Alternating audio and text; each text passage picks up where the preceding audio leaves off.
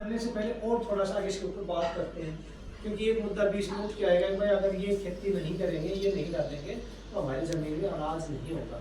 तो सबसे पहले आता है साहब, हम डालते हैं ज़मीन में यूरिया डालते हैं। यूरिया के ऊपर लिखा हुआ रहता है नाइट्रोजन, लिखा रहता है नाइट्रोजन कितने परसेंट रहता है? 46% नाइट्रोजन है।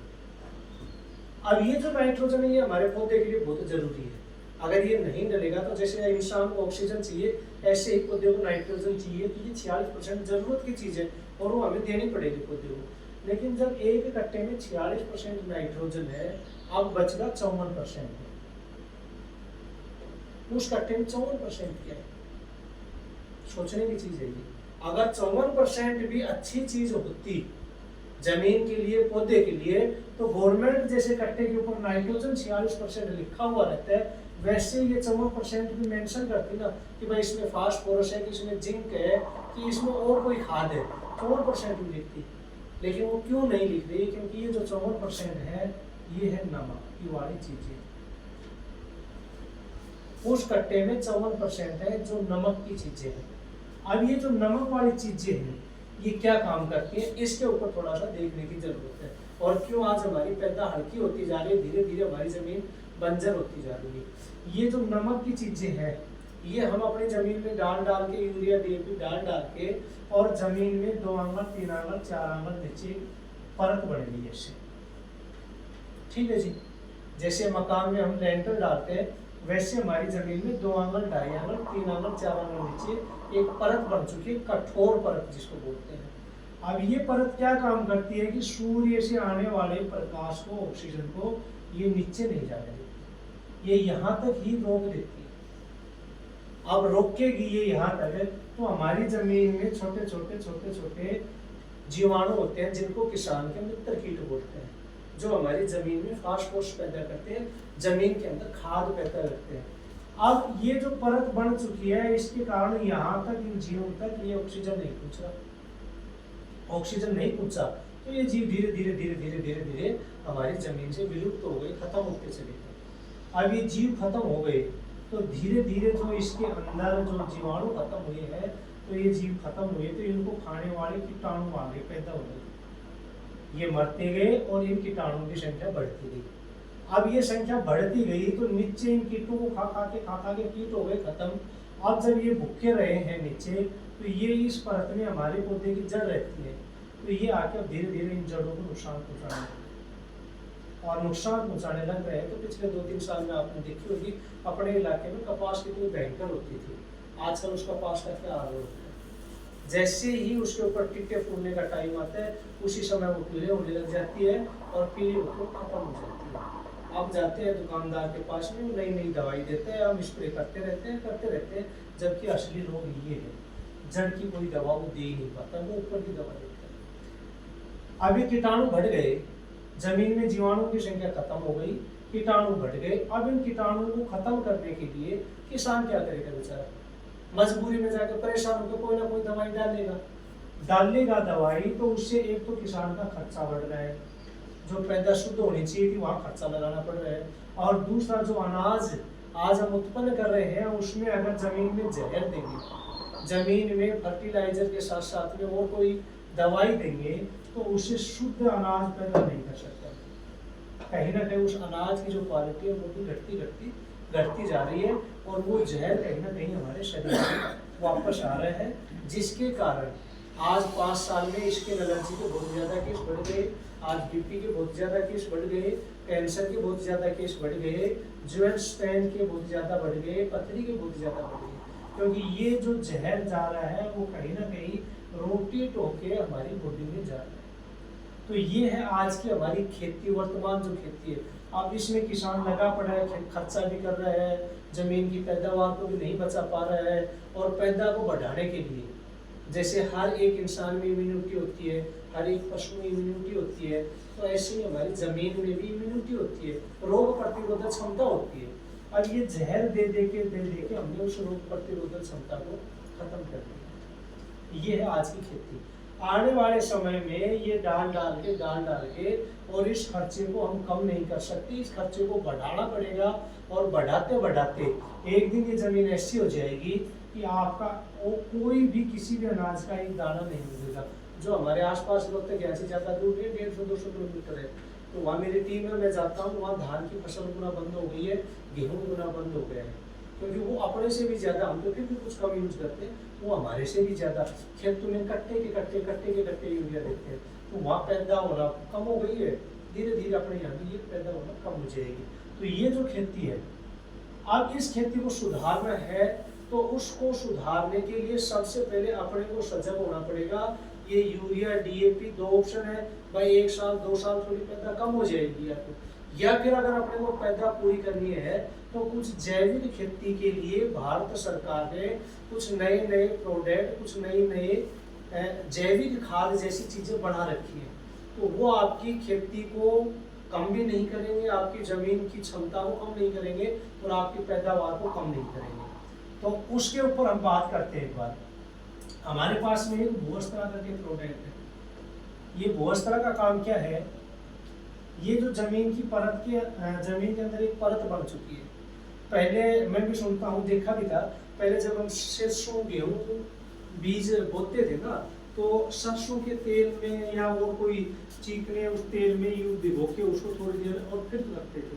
तो उसका मतलब यही होता था कि एक तो कोई भी जीव है, उसकी जो इम्यूनिटी है ना वो इतनी होती है, जैसे उसको खाएगा तो चिकनाई जाते ही कोई भी कीट है वो खत्म हो जाता है या उसको पैरालिसिस आ जाता है, वो बचाव का। और दूसरा, हमारी जमीन में जब वो चिकनाई जाती थी तो जमीन को भुरकरी करती थी वो चिकनाई, और भुरकरी करेगी तो धीरे धीरे जड़ उसकी लंबी जाएगी।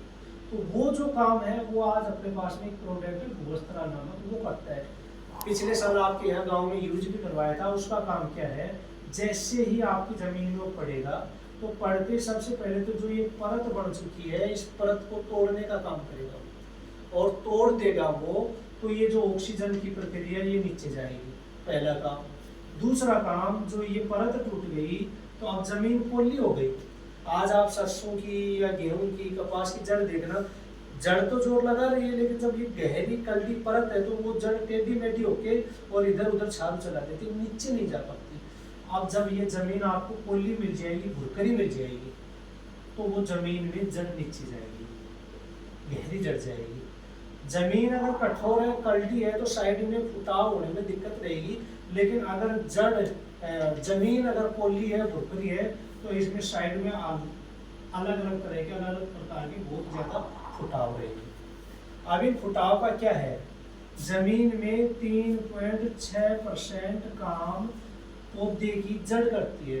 पौधे को भोजन जड़ देती है 3.6%, और 94.4% जो काम है वो करती है ऊपर का पौधा। लेकिन अगर हमारी, अब अपन सोचेंगे तो 3.6 काम है, बाकी काम तो जड़ ऊपर पौधा करता है जड़ की बजाय, तो हम पौधे को तंदुरुस्त करें। लेकिन जब तक हम जड़ को तंदुरुस्त नहीं कर सकते, जड़ को मजबूत नहीं कर सकते, जड़ गहरी नहीं होगी, लंबी नहीं होगी, तो उसके ऊपर एक स्वस्थ पौधा नहीं बनेगा। अगर ये जड़ गहरी चली गई, जड़ के अंदर फुटाव ज्यादा हो गया, जड़ सफेद रह गई, जड़ कीड़े से बच गई, तो ऊपर पौधा बनेगा एक, और उस पौधे के जो पत्ते आएंगे,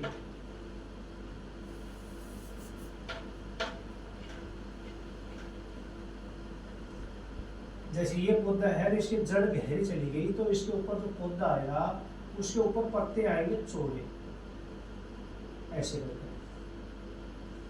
तो ये पौधा है, जब जड़ लंबी चली जाएगी तो इसके चौड़े पत्ते आएंगे, और अगर जड़ थोड़ी जो दूर में फैल रही है तो पौधे के पत्ते आएंगे ऐसे सकड़ी।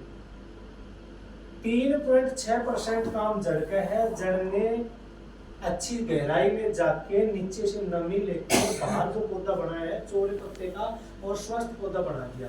अब जो 96.4% काम था कि सूर्य के प्रकाश से पौधा भोजन बनाता है, तो वो सूर्य के प्रकाश से ये जो पत्ते हैं ये भोजन ग्रहण करते हैं, अपनी ताकत खींचते हैं। अब अगर पौधे का पत्ता सकड़ा है तो थोड़ा भोजन लेगा, और अगर पौधे का पत्ता चौड़ा है तो ज्यादा भोजन लेगा। जैसे अपने घर में कोई कमजोर बच्चा है और उसको हम कोई भी खुराक खिला रहे, खाना खिला रहे, वो थोड़ा सा खाना खाएगा तो क्या वो प्रोग्रेस कर पाएगा? उसकी हाइट नहीं बढ़ेगी, उसका शरीर नहीं बढ़ पाएगा, हमेशा कमजोर रहेगा।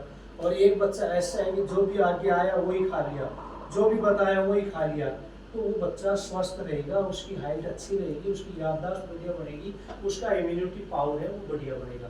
तो सेम जब जड़ मजबूत है तो चौड़े पत्ते वाला पौधा बढ़ेगा, और चौड़े पत्ते का जब पौधा बढ़ेगा तो भोजन से सूर्य से भोजन ज्यादा लेगा, ज्यादा भोजन लेगा तो इसके अंदर जो टहनियाँ हैं, जो फुटाव है वो ज्यादा फुटाव चलेंगे, और ज्यादा फुटाव रहेंगे, ज्यादा टहनियाँ रहेंगी तो स्वाभाविक सी चीज़ है साहब, पैदावार हमारी बढ़ेगी। पिछले साल हमने कपास में भी यूज करवाया था या गेहूं में भी यूज करवाया था, तो उसका नतीजा ये निकल के आया कि कम से कम 5 से 7%, 10% पैदावार में बढ़ोतरी हुई है।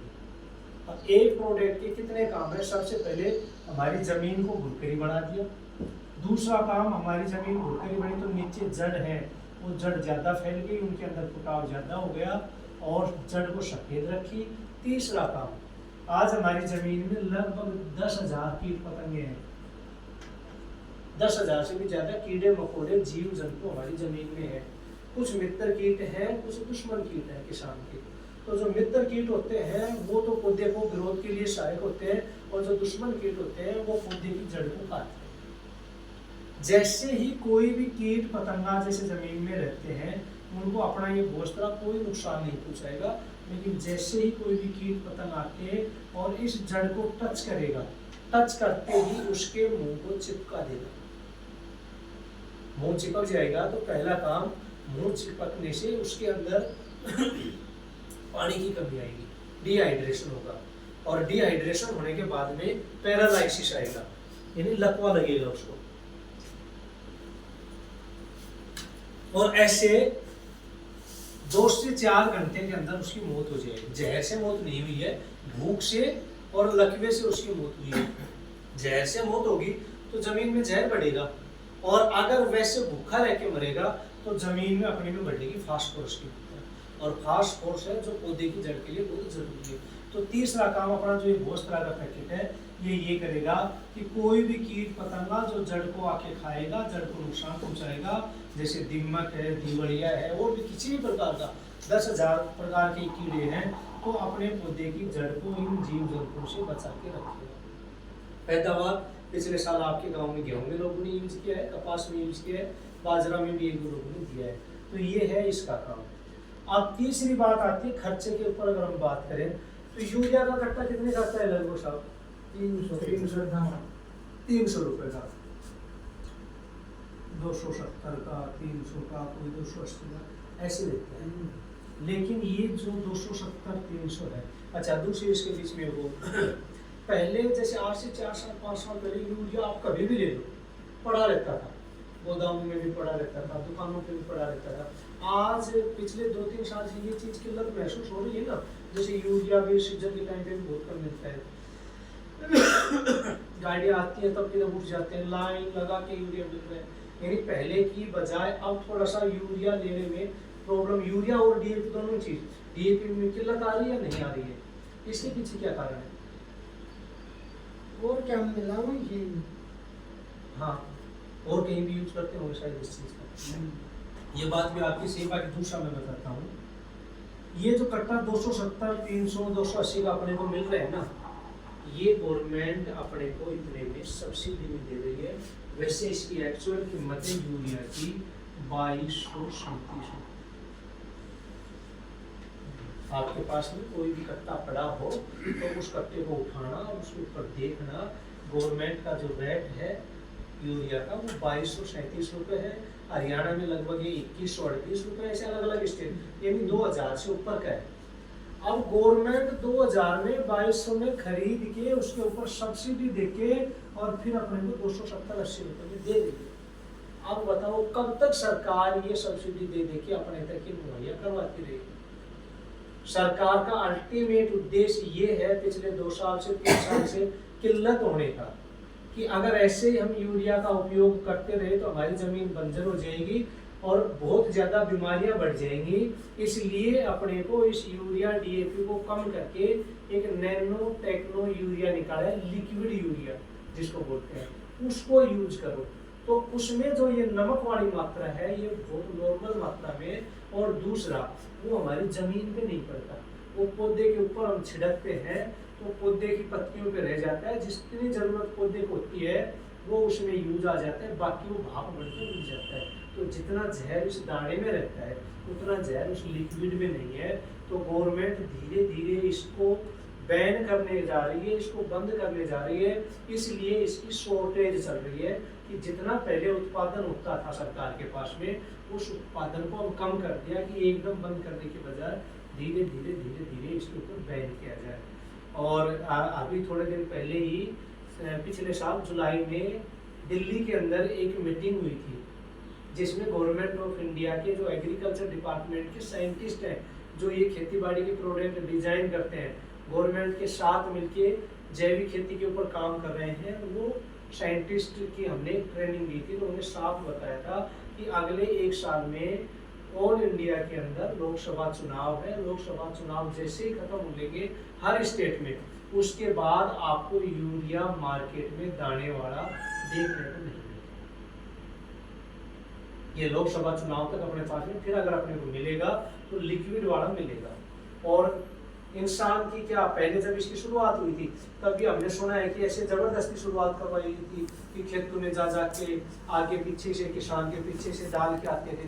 तो अब गवर्नमेंट एक दिन तो चाह रही थी कि इसको शुरू किया जाए, लेकिन अब शुरू करके उसको बंद करने जा रही है, क्योंकि जितना उपयोग चाहती थी उससे बहुत ज्यादा गुना उपयोग हो चुका है, जमीन बंजर हो चुकी है। तो अब गवर्नमेंट जब बंद करे तब हमारे पास में कोई प्रॉब्लम आए, समस्या है, हमारे को मिले नहीं, हमारी जमीन को जो पैदा आदत डल चुकी है उस आदत के अनुसार पैदा ना हो, उससे पहला है ना कि हम पहले ही सजग हो जाए, अपनी जमीन में इस पैदावार को, इस जहर को डालना थोड़ा कम कर दें। एकदम अगर हम बंद करेंगे तो जमीन में पैदा नहीं होगा, तो इसके लिए धीरे धीरे इसको घटाना है। तो ये तो थे सब आंकड़े। अब 2237 में लेके 270 में दे रही है गवर्नमेंट, ये कब तक देती रहेगी? गवर्नमेंट को आर्थिक नुकसान हो रहा है, इसकी वजह से इसके ऊपर बैन कर रही है, और दूसरा जमीन बंजर बनती जा रही है। बहुत सारे इलाके भारत के अंदर ऐसे हो गए हैं जो यूरिया डाल के बंजर बन चुके हैं। तो अब धीरे धीरे कई स्टेट में, तो जैसे सिक्किम है, सिक्किम में कोई फर्टिलाइजर, आपको पूर्ण राज्य जैविक खेती का हो गया है, सिक्किम में आपको कहीं भी यूरिया डीएपी फर्टिलाइजर देखने को नहीं मिलेगा। ऐसे धीरे धीरे हमारे हरियाणा है, राजस्थान है, पंजाब है, इनमें भी गवर्नमेंट इनको बैन कर रही है। तो अपना जो भूस्तर का काम है वो मैंने आपको बता दिया। अब बात आती है कि जी अगर भूस्तर डालेंगे, यूरिया डीएपी नहीं डालेंगे तो हमारी जमीन में पैदा नहीं होगी या पैदा कम होगी। भाई मैं कोई मीटिंग में तो भाई, तो अब अपने को करना क्या है कि जैसे अपना जो ये 2 kg का पैकेट है,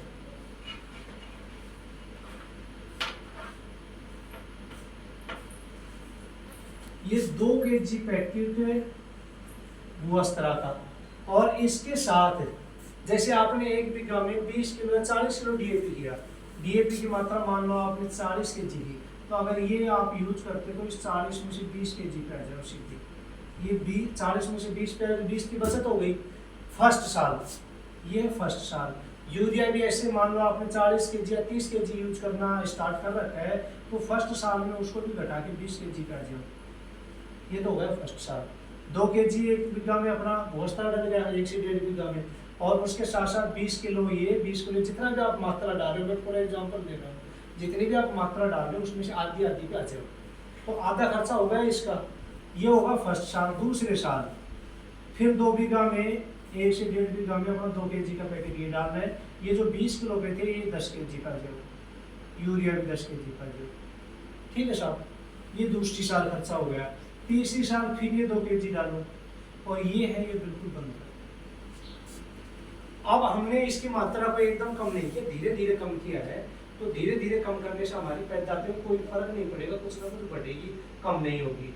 और दूसरा अगर खर्चे की बात करें तो ये लगभग अपने को 1375 रुपये का आता है।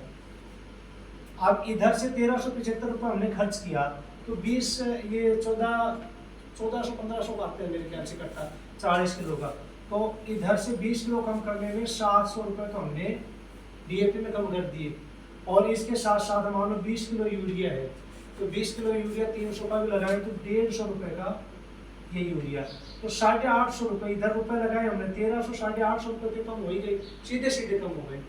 दूसरी चीज है हमारी जो अनाज की क्वालिटी है, मान लीजिए गेहूं में अब की बार आपके गांव में ही करके आया था किसी ने, तो मेरे खुद के कस्टमर ने ये कहा था कि साहब आप जो गेहूं बेच रहे हो ना, उससे 1000 रुपये क्विंटल का मैं फालतू दे दूंगा, लेकिन अपने ये प्रोडक्ट डले हुए हैं तो जितने भी गेहूं है मुझे दे दो।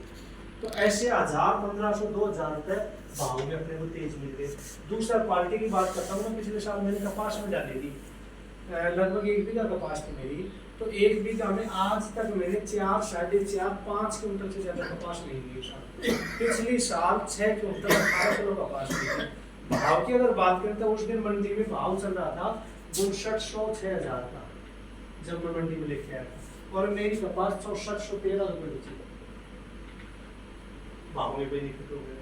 तो ये है कि ये प्रोडक्ट यूज करेंगे तो क्वालिटी का भी आपके सामने, गेहूं की क्वालिटी अगर आपने मंगवाई थी क्या? 10 कुंटल का इन्होंने यूज किया था, इन्होंने मंगवाया था, आप 2 कंपैरिजन करके देखना कि जो बिना अपने प्रोडक्ट है वो भी देखना, ये भी देखना, क्वालिटी देखना उनके अनाज में, रंग कलर ये देखना।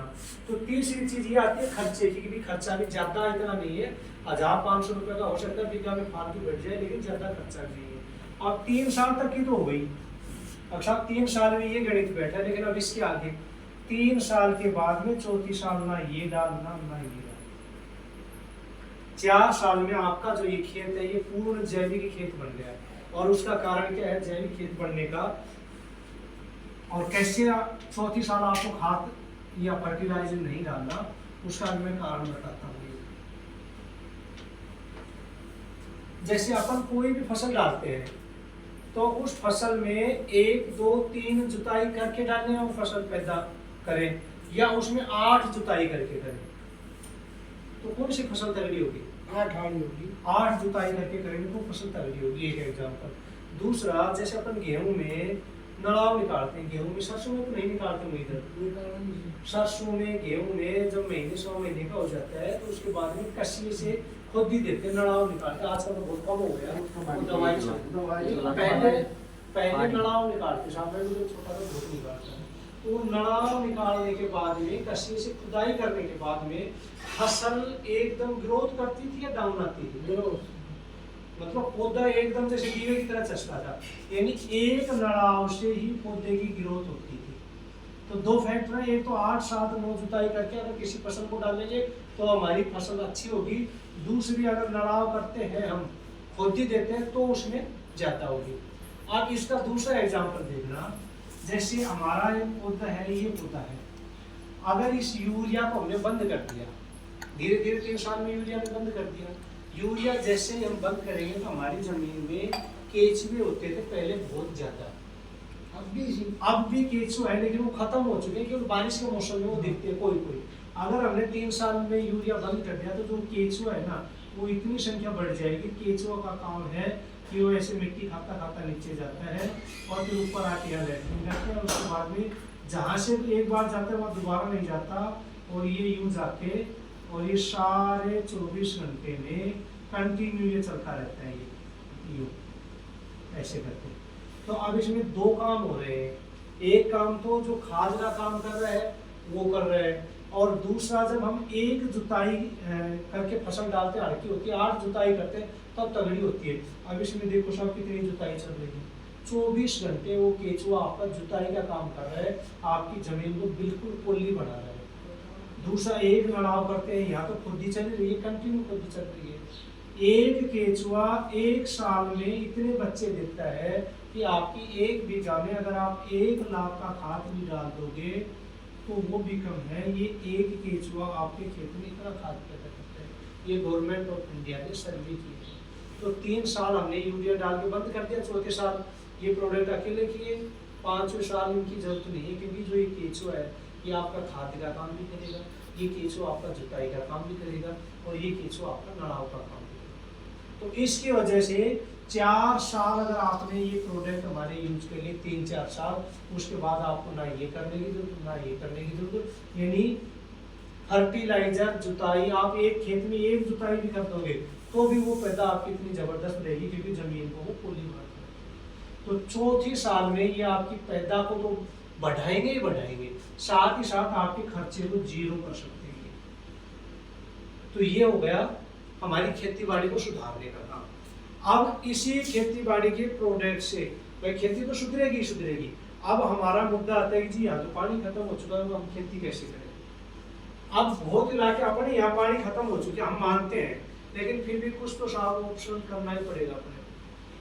अगर इन प्रोडक्ट को यूज हमने खुद करके देख लिया 1 बीघा में, 2 बीघा में, 3 बीघा में, तो इनको किसी को यूज करवा सकते हैं या नहीं करवा सकते। मान लीजिए एक इंसान की, एक आदमी की कम से कम 10 रिश्तेदारी तो होंगी साहब, कम से कम 10 रिश्तेदारी तो होंगी, और 10 में हो सकता है 2 जगह पानी सूख गया होगा, 8 जगह तो आज भी पानी है या नहीं है। और उन 8 जगह में जाके हमने जब ये प्रोडक्ट यूज कर लिया, इनका रिजल्ट ले लिया, तो कम से कम हम हमारे 8 रिश्तेदारों को ये प्रोडक्ट यूज करवा सकते हैं। और उन 8 रिश्तेदारों को यूज करवाएंगे, और ज़्यादा नहीं, एक रिश्तेदार मान लो 10,000 रुपये का प्रोडक्ट एक फसल पे यूज करता है, एक रिश्तेदार 10,000 का यूज करता है, तो सबसे पहले तो गारंटी है कि कोई नुकसान नहीं हुआ, क्योंकि हमने खुद ने करके देख लिया, हमने खुद ने रिजल्ट ले लिया। अब एक रिश्तेदार 10,000 का सामान यूज करता है, तो 8 रिश्तेदार हैं, टोटल 80,000 का सामान यूज हो गया साहब। अब ये 80,000 के सामान यूज करने में गवर्नमेंट की तरफ से अपने इन प्रोडक्ट्स के ऊपर सब्सिडी मिलती है।